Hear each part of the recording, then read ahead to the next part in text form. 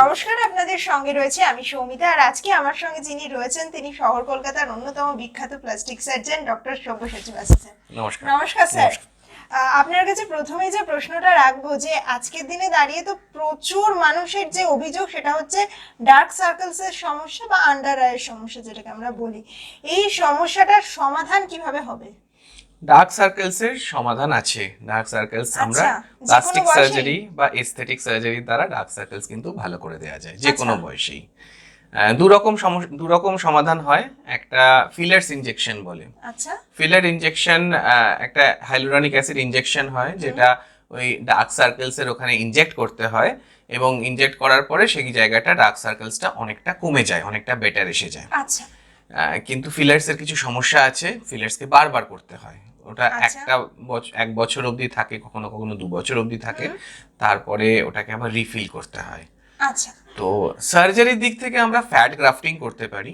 Fat grafting হচ্ছে আপনার যে টামি বা হিডেন এরিয়াস আছে, থাইস এর এরকম জায়গা থেকে আমরা ফ্যাট হারভেস্ট করি, সেটাকে প্রসেস করি এবং সেই ফ্যাটটাকে আমরা ইনজেক্ট করি। ফ্যাটটাকে যখন আমরা ইনজেক্ট করি প্রসেস করে, সেই ফ্যাটটা কিন্তু ওই ফিলার্সের মতনই কাজ করে, কিন্তু ফ্যাট যেহেতু থেকে যায় সেজন্য এটা একটা সেমি পার্মানেন্ট ট্রিটমেন্ট, মানে অনেক বছর অবধি কিন্তু এই ফ্যাটটা থাকে। কখনো কখনো কিছুটা লস হতে পারে, রিফিলের দরকার হতে পারে, কিন্তু এই বছর বছর যে ফিলার্স ইনজেকশন এটা দরকার হয় না। এছাড়া আরেকটা হয়, যদি ফ্যাটটাকে আরো প্রসেস করা হয় করে ন্যানো ফ্যাট গ্রাফটিং বলা হয়। ন্যানো ফ্যাট হচ্ছে ফ্যাটেরই একটা প্রসেস করা এলিমেন্ট, যেটাকে কিনা ডার্মিসের মধ্যে ইনজেক্ট করলে এই যে পিগমেন্টেশন যে জিনিসটা হয়, যে কালো দাগ, এই জিনিসটা কিন্তু অনেকটা কমে যায় এবং ভালো হয়ে যায়। এটাও প্রায় পার্মানেন্ট একটা থেরাপি। আচ্ছা স্যার, এই যে আপনি 3টে থেরাপির কথা বললেন, সেটা কিভাবে ঠিক করেন যে কার ক্ষেত্রে কোন থেরাপিটা লাগবে? সেটা ডিপেন্ড করে পেশেন্ট বেসিসে, পেশেন্ট কি চাইছে। কারণ ফ্যাট গ্রাফটিং এ আমাদের কিন্তু ওটি করতে হয়, সার্জারি করতে হয়। পেশেন্ট যদি সার্জারির জন্য রাজি থাকে যে আমি সার্জারির দ্বারা করব, তখন এটা ফ্যাট গ্রাফটিং করতে পারবো। পেশেন্ট যদি মনে করে যে না আমি এটা ওপিডি প্রসিডিওরের মধ্যে দিয়ে এটা করব, তখন আমরা ফিলার্সটাকে প্রেফার করি। আবার পেশেন্ট যদি বলে আমার বছর বছর চাই না, আমাকে একবারই করে দিলে ভালো হয়, তখন ফ্যাট গ্রাফটিং প্রেফার করা হয়। বারবার করতে হলে কতটা কি হচ্ছে না হচ্ছে, কতটা ফিলিং হচ্ছে, সেই অনুযায়ী যদি বারবার প্রসেস করা হয় তখন ফিলার্স ইউজ করা হয়। স্যার, এই যে ফ্যাট গ্রাফটিং এর কথা বলছেন, তো ফ্যাট গ্রাফটিং করতে কিরকম সময় লাগে আর কতদিন পর্যন্ত এটা স্টে করে? ফ্যাট গ্রাফটিং করতে 1 ঘন্টা মতো সময় লাগে, সার্জিক্যাল টাইম। এটা একটা ডে কেয়ার প্রসিডিওর হয় এবং সকালে এসে সেদিনই ছুটি হয়ে যায়। তো এটা স্টে করে। কখনো কখনো ফ্যাট গ্রাফটিং তো আমরা দেখেছি 10 years, 15 years, 20 years life long থেকে গেছে।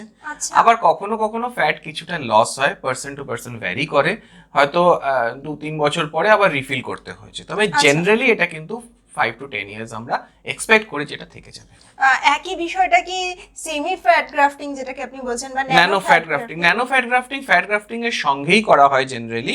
ন্যানো ফ্যাট গ্রাফটিং যেমন আমাদের এই ফিলিং কাজটা করে, ন্যানো ফ্যাট গ্রাফটিং ওই পিগমেন্টেশন গুলোকে টার্গেট করে। আচ্ছা, পিগমেন্টেশনটা কমিয়ে দেয়, তাহলে ফিলিংও হচ্ছে, পিগমেন্টেশনও হচ্ছে। এক ঢিলে দুটো কাজ হয়ে গেল আর কি। একদম এক ঢিলে দুই পাখি মারা, যাকে আমরা বলি। স্যার, এই যে ফিলার্স এর কথা বলছেন এবং ফ্যাট গ্রাফটিং এর কথা বলছেন, এই দুটোর ক্ষেত্রে কোনোটার জন্য কি কোনো ধরনের পার্শ্ব প্রতিক্রিয়া বা সাইড এফেক্ট যেটাকে আমরা বলি হতে পারে? দেখুন, কমপ্লিকেশনস সবকিছুতেই হতে পারে। জেনারেলি কমপ্লিকেশনস না বললেই চলে, কিন্তু এরকম কোনো সার্জারি বা এরকম কোনো প্রসিডিওর, এরকম কোনো কিছু হতে পারে না মেডিকেল লাইনে যেখানে কোনো রকম কমপ্লিকেশনস হয় না। সো কমপ্লিকেশনের রিস্ক তো যখনই পেশেন্ট ওটিতে আসছে, কমপ্লিকেশনের রিস্ক সবসময় থাকে। তবে যে প্রসেসটা চুজ করা হয় তাতে মিনিমাম কমপ্লিকেশন বলেই সেই প্রসেসটা চুজ করি। একদমই তাই। দর্শকদের উদ্দেশ্যে বলবো যে এই 3 ধরনের প্রসেসের কথা আজকে আলোচনা করা হলো এবং আপনার জন্য কোন প্রসেসটা দরকার সেটা জানার জন্য কিন্তু অবশ্যই স্যারের সঙ্গে আপনারা যোগাযোগ করতে পারেন। স্ক্রিনে দেওয়া নম্বরে আপনারা কল করতে পারেন। একই সঙ্গে কিন্তু আপনার আন্ডার আইজে যদি কোনো সমস্যা থাকে বা আপনার যদি কখনো কোনো প্রসেস দরকার হয়, অবশ্যই আপনারা স্যারের সঙ্গে যোগাযোগ করুন। সকলে ভালো থাকুন, সুস্থ থাকুন।